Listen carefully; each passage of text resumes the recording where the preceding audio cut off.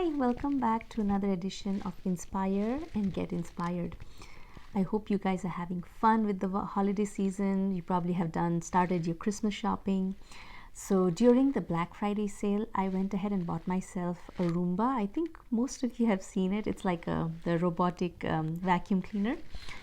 And today I wanted to kind of compare that with our teenage children. So I have a lot of clients these days who are struggling with their teenagers, and it's just a process. And I think every parent goes through that phase because you haven't raised teenager all the time. So getting to understand them and kind of going through that phase is difficult. But I wanted to simplify the process here on my observation when I bought the Roomba and what I did, and then I started comparing that with my parenting style. So when I got the Roomba, I was really excited. I plugged it in. I started to let it map. It ran through the room, right? So you have to map first before you program it to actually start cleaning. So it did the mapping. I wasn't paying attention. It did its thing. I don't know how long it took. It went back to its home. The other day, and the next couple of days, I was working, and then the Roomba started because I had a timer to start at a specific time. And then, as I started looking at the Roomba, I could see it coming and hitting the chairs and the obstacles in the way. So I went ahead and I started removing the obstacles so that the Roomba could, do its job in a better way.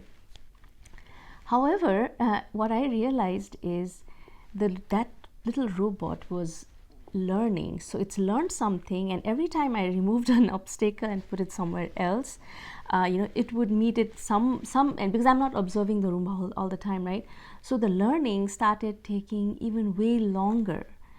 So the whole process started taking really longer, and I started getting frustrated that why is it taking so long for it to do its thing, because I'm helping it, and it's just not kind of behaving the way I want it to.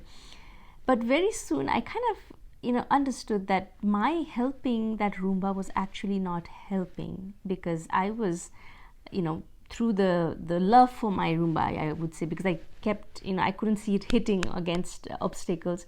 I thought it'll get damaged, but that love was actually not the right kind of love, because every time I removed an obstacle, I was making it do the work double time, or work harder.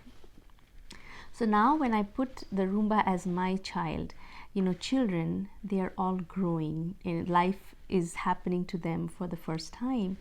And in their learning process as parents, with love, if we go and try to help them through their obstacles without allowing them to kind of learn that obstacle and figure out how they need to go about it, the more we go and kind of interfere, the longer it takes that child to go through the learning process. So my one request to parents is, because at the end of the day, when I did not pay attention to the Roomba, it went and did an absolutely great job. It cleaned the room and it went and sat in its place. But it was me constantly, when I started looking at it, I was just kind of getting in the way.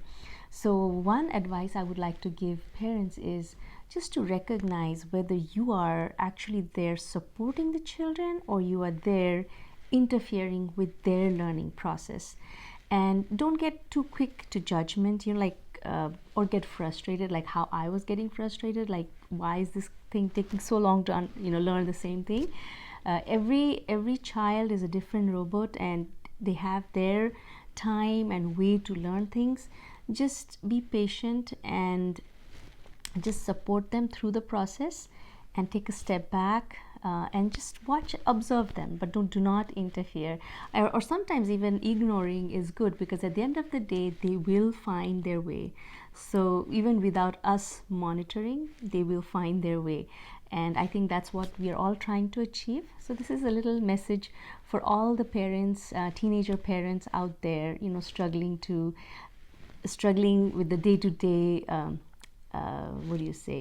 discussions, arguments on a regular basis, because we are not taking the time to understand that these little children are in a learning phase, and we try to kind of put our thoughts on them because we think we know better.